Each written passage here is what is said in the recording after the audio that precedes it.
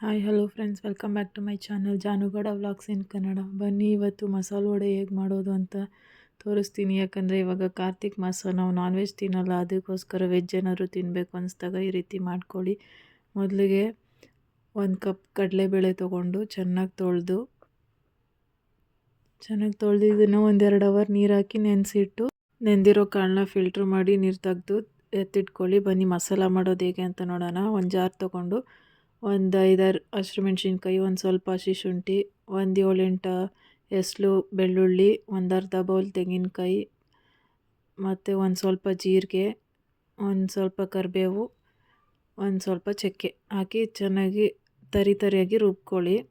ತುಂಬ ನೈಸಾಗಿ ರುಬ್ಬಕ್ಕೆ ಹೋಗಬೇಡಿ. ಆಮೇಲೆ ನೆನೆಸಿಟ್ಟಿರೋ ಕಾಳನ್ನ ಹಾಕಿ ಇದನ್ನು ಕೂಡ ಸ್ವಲ್ಪ ತರಿಯಾಗಿ ಅದ್ರ ಜೊತೆನೇ ರುಬ್ಕೊಳ್ಳಿ. ನೋಡಿ, ಈ ರೀತಿ ರುಬ್ಕೋಬೇಕು. ಪೂರ್ತಿ ನೈಸ್ಗೆ ಹಾಕಿದ್ರೆ ಚೆನ್ನಾಗಿರಲ್ಲ ಟೇಸ್ಟು. ಅದಕ್ಕೆ ರುಬ್ಬಿರೋದಕ್ಕೇ ಒಂದು ಸ್ಪೂನ್ ಅಥವಾ 2 ಸ್ಪೂನ್ ಶೇಂಗಾ ಪೌಡರ್ ಸೇರಿಸ್ಕೊಳ್ಳಿ. ಯಾಕಂದರೆ ತುಂಬ ಕ್ರಿಸ್ಪಿಯಾಗಿರುತ್ತೆ, ಚೆನ್ನಾಗಿರುತ್ತೆ ಟೇಸ್ಟು.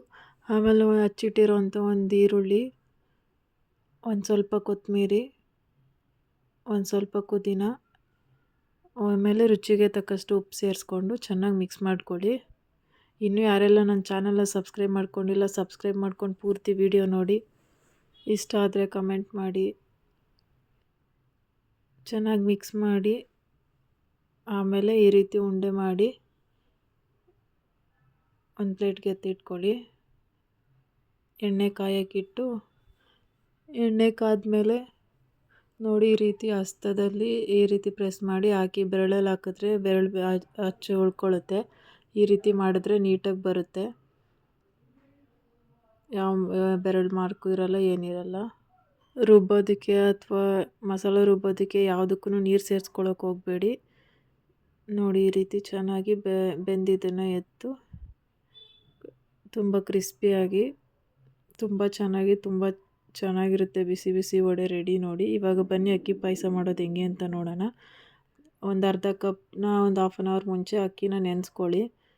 ನೆನೆಸ್ಕೊಂಡು ಮಿಕ್ಸಿ ಜಾರ್ಗೆ ನೆನೆಸಿಟ್ಟಿರೋಂಥ ಅಕ್ಕಿ, ಸ್ವಲ್ಪ ತೆಂಗಿನಕಾಯಿ ತುರಿ ಮತ್ತು 1-2 ಏಲಕ್ಕಿ ಹಾಕಿ ಚೆನ್ನಾಗಿ ಸಣ್ಣಗೆ ರುಬ್ಕೊಳ್ಳಿ. ಅದಾದಮೇಲೆ ಒಂದು ಪಾತ್ರೆಯಲ್ಲಿ ಬಿಸಿನೀರು ಕಾಯಕ್ಕಿಟ್ಟು ಅದಕ್ಕೆ ಒಂದು ಅಚ್ಚು ಬೆಲ್ಲ ಚೆನ್ನಾಗಿ ಕರಗೋವರೆಗೂ ಕುದಿಸಿ ಅದನ್ನು ಫಿಲ್ಟರ್ ಮಾಡ್ಕೊಳ್ಳಿ. ಯಾಕಂದರೆ ಮಣ್ಣು ಅಥವಾ ಕಲ್ಲು ಏನಾದರೂ ಇದ್ದರೆ ಫಿಲ್ಟರ್ ಆಗುತ್ತೆ ಬೆಲ್ಲದಲ್ಲಿ.